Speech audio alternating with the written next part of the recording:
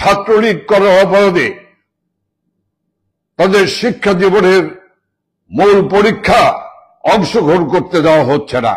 শুধু ছাত্রলীগ করার কারণে তাদের শিক্ষা প্রতিষ্ঠান থেকে বের করে দেওয়া হচ্ছে।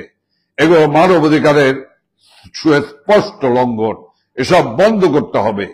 কোনো কারণ ছাড়া অথবা হাস্যকর কারণ দেখে অসংখ্য মানুষের চাকরি থেকে বিনা কারণে অব্যাহতি দেওয়া হচ্ছে। এসব বন্ধ করে তাদের চাকরিতে পুনর্বহাল করতে হবে। মবের মাধ্যমে দেশের বিভিন্ন শিক্ষা প্রতিষ্ঠানে সম্মানিত শিক্ষকদের অপদস্থ করে পদ ও চাকরি থেকে সরিয়ে দেওয়া হয়েছে, তাদের স্বপদে পুনর্বহাল করতে হবে।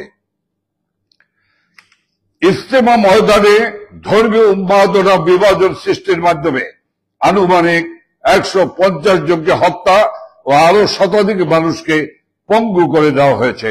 কেন এই পরিস্থিতি জাতি জানতে চায়।